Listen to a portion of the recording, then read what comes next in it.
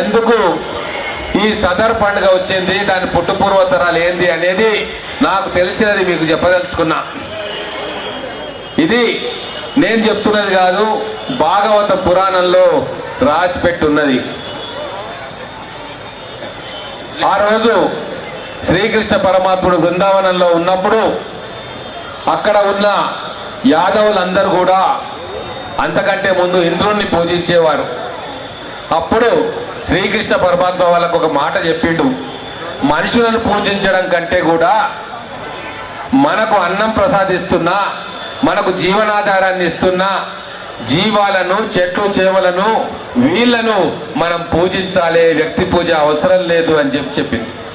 అయినా ఇప్పటికి కూడా కొంతమంది వ్యక్తి పూజ చేస్తున్నారు, అది పక్కన పెడతాం. ఆ రోజు శ్రీకృష్ణ పరమాత్ముడు చెప్పింది ఏంటంటే, మనుషులను పూజించేదానికన్నా జంతువులను, జీవాలను, ప్రకృతిని, అడవిని, నీళ్లను, నదులను ప్రేమించడమే గొప్పది అని చెప్పి మనకు భగవంతుడు శ్రీకృష్ణుడు ఆ రోజు చెప్పిండు. చెప్పి అలాగే ఆ రోజు బృందావనం ప్రజలందరూ కూడా, మధుర చుట్టుముట్టున్న ప్రజలు ఆ రోజు జీవరాశులను, జంతువులను, ప్రకృతిని ప్రేమించ మొదలు పెడితే ఇంద్రునికి కోపం వచ్చింది.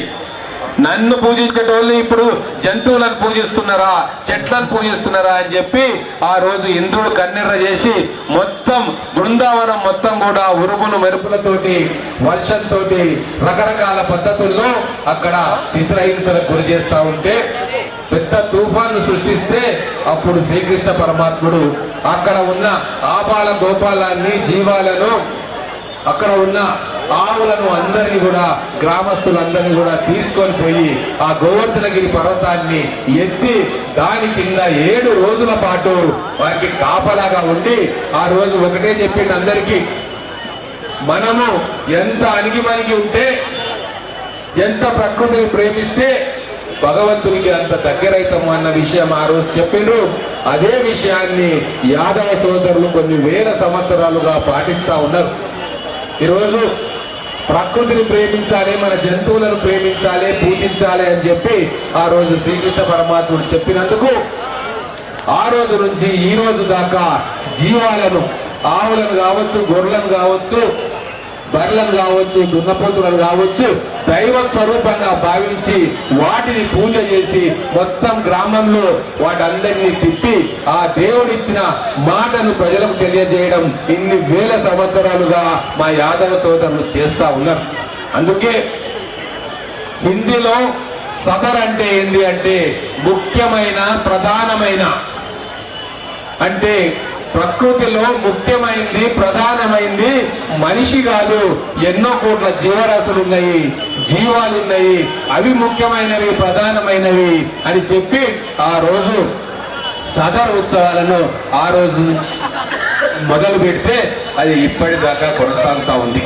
కొద్దిగా వినాలి పెద్ద మనుషులు, పిల్లలు తెలుసుకోవాలి చరిత్రను. యాదవులు ఒక సంఘటితమైన శక్తిగా ఎదుగుతున్నారు. యాదవులు సామ్రాజ్యాలను ఆక్రమిస్తున్నారు. బలరామకృష్ణుల నేతృత్వంలో ఆ రోజు భారతదేశంలో ఒక ప్రబలమైన శక్తిగా ఎదుగుతున్నారని చెప్పి సహించలేక రాక్షసులుగా ఉన్న వాళ్ళు, జరాసంధుడు అనేవాడు యాదవుల మీద దండయాత్ర చేసిండు. శ్రీకృష్ణుడి మీద, బలరాముని మీద ఎన్నిసార్లు దండయాత్ర చేసిండు అనుకున్నావు? 18 సార్లు దండయాత్ర చేసిండు. 18 సార్లు దండయాత్ర చేస్తే ప్రతిసారి ఓడిపోయిండు, 17 సార్లు ఓడిపోయిండు. కానీ అప్పుడు పెద్ద మనసు, ప్రకృతిని ప్రేమించే శ్రీకృష్ణ పరమాత్ముడు యాదవులందరినీ పిలిచి, ఈ యుద్ధాల వల్ల జంతురాశులన్నీ నశించిపోతా ఉన్నాయి, చిన్నపిల్లలు చనిపోతా ఉన్నారు, మనకు శాంతి సౌభాగ్యం లేకుండా పోతుంది, ప్రతి యుద్ధంలో మనమే గెలుస్తాం, జరాసంధుడు రాక్షసుల మీద యుద్ధంలో ప్రతిసారి మనం యాదవ సోదరులం మా నాయకత్వంలో గెలుస్తాం, కానీ ఎన్ని వందల వేల మంది చనిపోతున్నారు, ఈ యుద్ధాన్ని ఇక్కడ ఆపాలి, శాంతిని ఈ పవిత్ర ప్రాంతంలో నిలదొక్కుకోవాలి అనే ఉద్దేశంతో మొత్తం యాదవులందరినీ తీసుకుపోయి ద్వారకా సముద్రం మధ్యలో ద్వారకా నగరాన్ని నిర్మించి ఆ యుద్ధానికి, ఆ అశాంతికి ఫుల్ స్టాప్ పెట్టిన విషయాన్ని మనందరం కూడా గమనించాలి.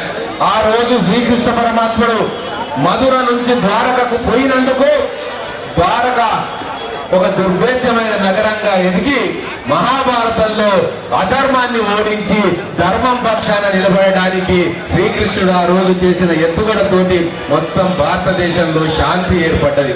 ఇక్కడ కూడా యాదవులు ఐక్యంగా ఉంటే, పండుగలు చేసుకుంటే దాన్ని పాడు చేయడానికి ఎంతో మంది జరాసంధులు బయటకు వస్తారు, మన ఐక్యతను దెబ్బతీయాలని చెప్పి వాళ్ళు కుట్రలు పడుతారు.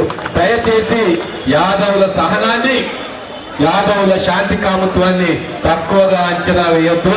వాళ్ళు కలుసుకుంటే ఆ రోజు ధర్మం పక్కన నిలబడ్డందుకు ఆ రోజు మహాభారత యుద్ధంలో బలవంతులైన కౌరవులు, భీష్ముడు, ద్రోణుడు, కృపాచార్యుడు, కర్ణుడు లాంటి ఎంతమంది అధర్మం వైపు ఉన్నా, ఎంతమంది వీరులు అక్కడ ఉన్నా ధర్మం పక్షాన శ్రీకృష్ణ పరమాత్ముడు నిలబడి ఆ రోజు ధర్మాన్ని గెలిపించడు. కాబట్టి ఈ రోజు సమాజం మొత్తానికి యాదవ సోదరులంటే ప్రేమ, గౌరవం.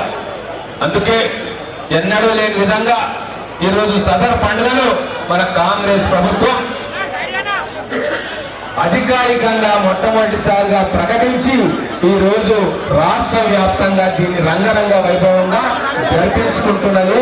యాదవుల ఐక్యతకు ప్రతీకగా ఈ సదర్ పండుగ నిలుస్తుంది. ఇక్కడ రాజకీయాలకు తాము లేవు. ఈ వేదిక మీద బీజేపీ, టీఆర్ఎస్, కాంగ్రెస్, ఆఖరికి ఎంఐఎం సంబంధించిన వ్యక్తులు కూడా ఇక్కడ కూర్చొని యాదవుల సంబరాల్లో పాలు పంచుకుంటా ఉన్నారు. మహబూబ్ నగర్ లో ఇట్లనే శాంతి ఉండాలి, అశాంతిని తరిమేయాలి. అన్ని కులాల మతాల ప్రజలు వాళ్ళ పండుగలను జరుపుకోవాలి. ఈ సదరు ఉత్సవాలు ప్రతి సంవత్సరం చేస్తున్నాము. ఆ చేసడానికి వచ్చిన మా యాదవ్ బంధువులకు అందరికీ మా ధన్యవాదాలు, మా ప్రజలకు కూడా మా ధన్యవాదాలు. అదేవిధంగా వచ్చిన వాళ్ళకి అందరికీ నా ధన్యవాదాలు చెప్తున్నా.